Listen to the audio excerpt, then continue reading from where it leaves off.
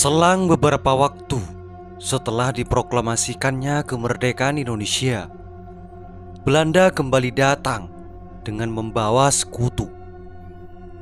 Belanda mendarat di pulau-pulau Indonesia termasuk Bali. Belanda datang ke Bali tujuannya termasuk untuk melucuti senjata tentara Jepang.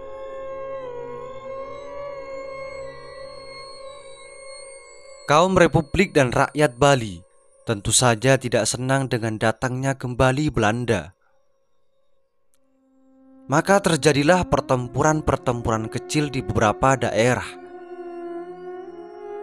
NIJA yang diwakili oleh Letkol Konik mengajak berunding kepada Satu Gusti Ngurah Rai selaku Kepala Tentara Keamanan Rakyat atau TKR untuk daerah Sunda Kecil yang merupakan Bali, Nusa Tenggara dan sekitarnya.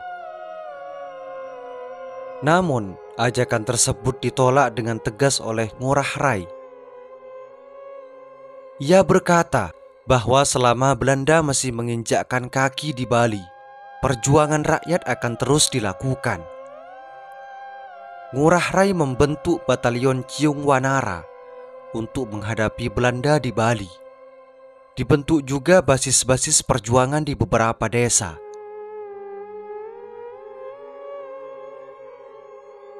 Ngurah Rai juga menjalin kontak dengan bangsawan-bangsawan Bali tentang taktik melawan Belanda.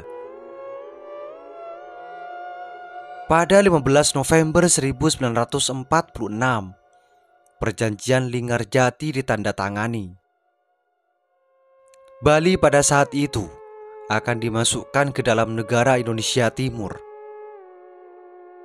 Ngurah Rai kecewa dan dengan inisiatifnya sendiri, ia memutuskan untuk melanjutkan perjuangan dengan harapan dapat mengusir Belanda dari Bali dan mengintegrasikan pulau itu ke Republik Indonesia.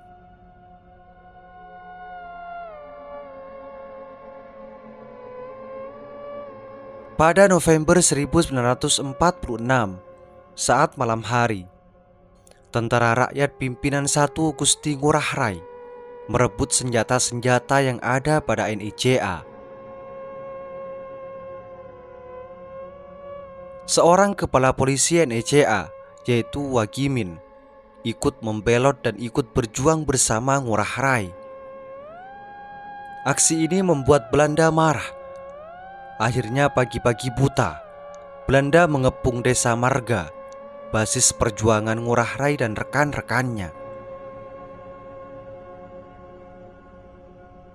Pesawat pengeboman diterbangkan dari Makassar untuk membantu Belanda melenyapkan pasukan Ngurah Rai. Walaupun tidak imbang, pasukan Ngurah Rai tetap melawan dengan sengit dan berusaha menghindari pengepungan.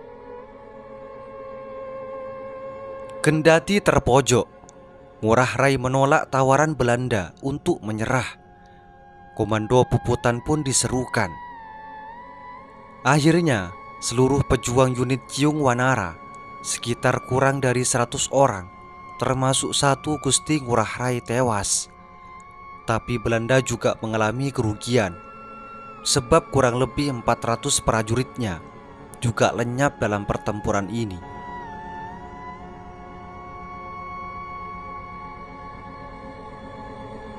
Untuk mengenang peristiwa itu, di lokasi puputan Margarana kini berdiri Tugu Pahlawan Taman Pujaan Bangsa. Dan pada tahun 1975, Presiden Soeharto atas nama pemerintah RI menganugerahi Satu Gusti Ngurah Rai dengan gelar Pahlawan Nasional pada 9 Agustus 1975. Juga memberinya kenaikan pangkat sebagai Brigadir Jenderal Anumerta. Nama Satu Gusti Ngurah Rai diabadikan sebagai nama Bandara Internasional di Bali, sebagai nama kapal perang atau KRI, dibikinkan monumen peringatan di Badung, serta sebagai gambar untuk pecahan mata uang Rp50.000. Semoga bermanfaat.